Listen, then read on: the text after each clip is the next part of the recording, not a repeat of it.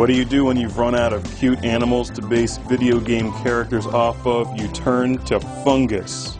DOCOMODAKE, who is putting the fun into fungi. This is a really cool name. People should name their kids this. The game is BOING DOCOMODAKE DS for the Nintendo DS. Let's take a look at it.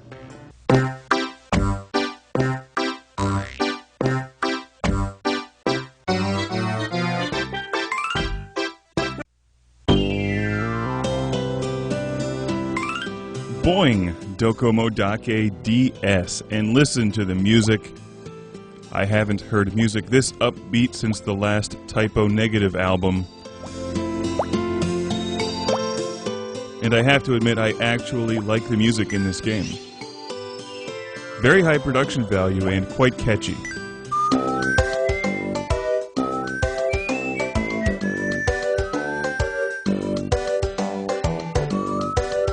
So do you know what DOCOMODAKE actually is? I thought this guy was too polished to just have come out of the blue like this. And did a bit of research. DOCOMODAKE is the mascot of the Japanese mobile phone company NTT Docomo. So he's the equivalent of the 7-Up Spot or Ronald McDonald, both of whom had their own video games.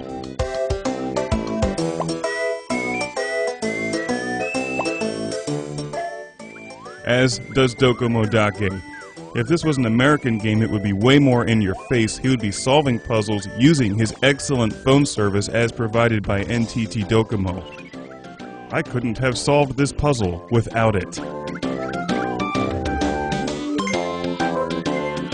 He'd have whipped out his cell phone and there'd have been a whole animation sequence where it goes into space and gets relayed through the amazing satellite service and comes back down to him with the solution. And then, like, girls would have rained on him and stuff, and that's how the Americans would have done it. Now, the Japanese just went and made a fun game out of the whole thing, because DOCOMODAKE is excellent if you like puzzle games. It's like a puzzle game mixed with an old-school platformer, like Super Mario Brothers or something.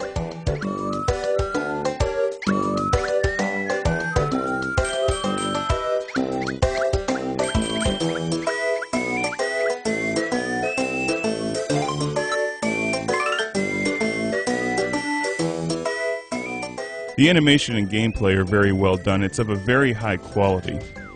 And I was pleasantly surprised when I started getting sucked into the gameplay. It starts off simple and then gets much more complicated. It's a lot like that game Mechanic Master for the Nintendo DS I reviewed a few weeks ago. The gameplay is pretty unique. It's tough to explain, so hopefully you can pick most of this up by watching it on screen. But the whole premise of the game is DOCOMODAKE's family has somehow gone missing, probably because they all lost service because they were using a different phone company, and he has to go out and find them using an NTT Docomo GPS device powered by NTT Docomo satellites. I made that up, but that's what I'm presuming.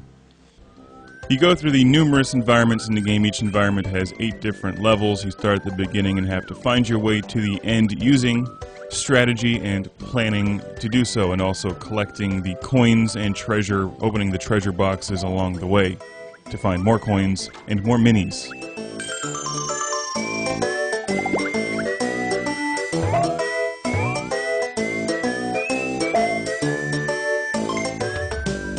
What are minis? Minis are like the Swiss Army knife of cute Japanese cartoon characters, sub-mascots for mobile phone companies. You can use them for pretty much anything, and they live within DOCOMODAKE, and when you tap in with the stylus, they come out.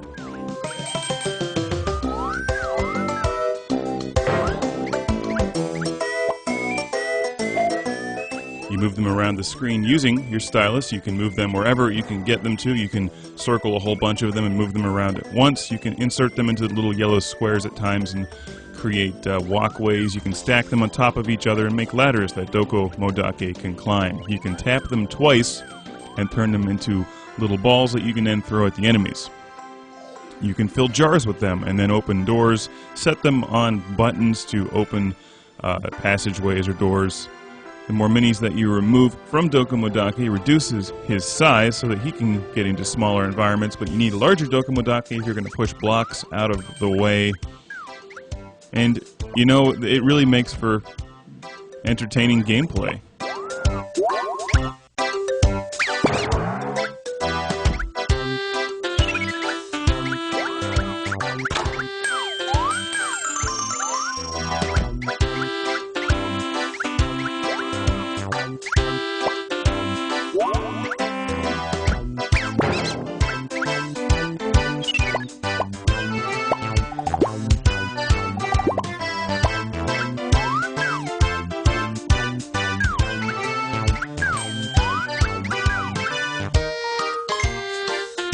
This game is totally worth checking out if you like puzzle games and bright, friendly Japanese side-scrollers. I found the controls to be effective, but they're somewhat awkward at the same time. You control DOCOMODAKE with the D-pad, or the buttons, if you're left or right-handed, and then you tap him and move the minis around the screen using the stylus. I find that many of these games on the DS where you have to use both the D-pad and the stylus for precision movements to be sometimes a bit challenging, but really it just takes time to get used to. You're given as much time as you need to finish each of the levels, and you can restart a level if you find yourself stuck in part of the level and you've left all of your minis somewhere else and can't get out of it.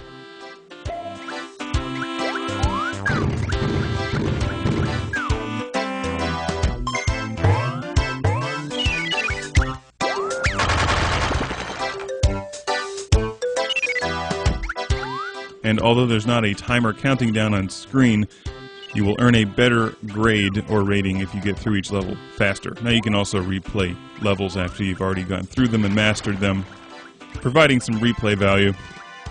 With the coins that you collect, you can unlock some images and whatnot. It's a pretty neat game and definitely one that would be appropriate for kids of all ages and still thoroughly entertaining for adults. So nice job, Japanese.